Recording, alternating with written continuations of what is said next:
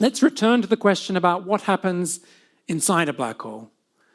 So the two figures here are Stephen Hawking, of course, and Roger Penrose, who in the 60s and early 70s really pioneered and laid the foundations for understanding the true properties of black holes, and in particular what happens deep inside the black hole.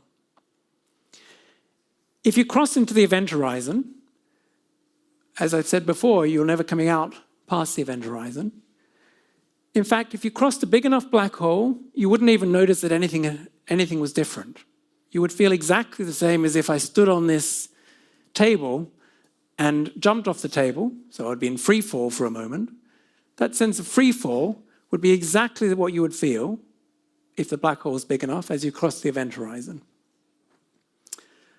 As time went on, you would then find actually you would be squeezed and stretched. It's called spaghettification.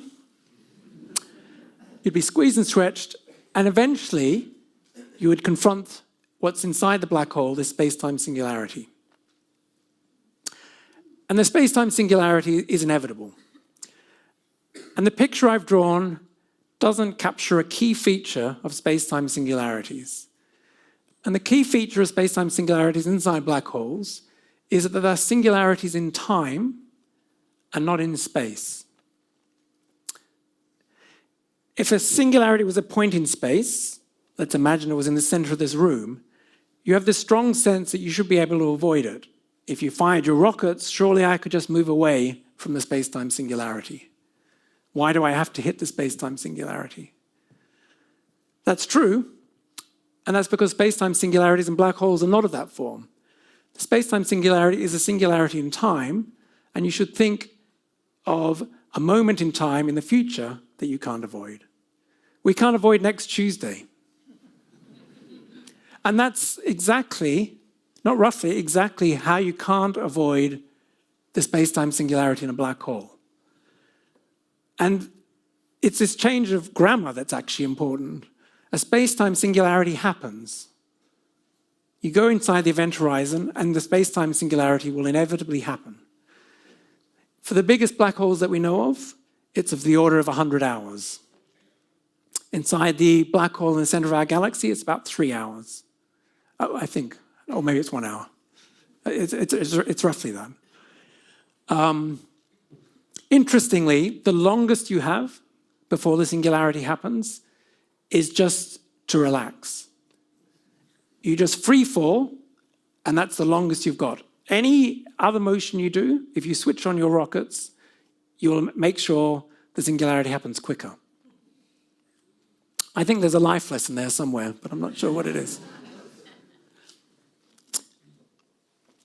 But it's interesting. I think it's not emphasized enough that one more level of that analogy with Tuesday is firing your rockets trying to avoid the space-time singularity would be exactly analogous to saying, I'm going to hop in my car and I'm not sure which direction you would drive in, but you'd just try and drive away from next Tuesday.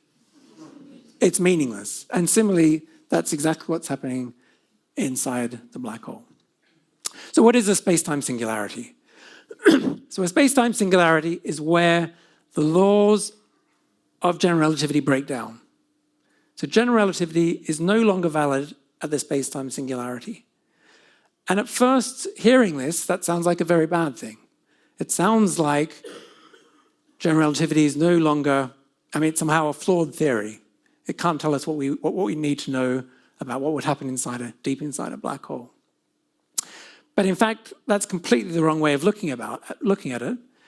What the space-time singularities are telling us is that there's an opportunity for deeper insight into the fundamental laws of physics. We know that general relativity is not the theory of everything.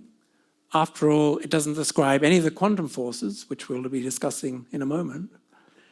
So there must be a bigger theoretical framework, deeper fundamental physics, beyond general relativity. And what the result of Stephen Hawking and Roger Penrose says is that black holes are a great place to think about where you should go beyond our existing knowledge.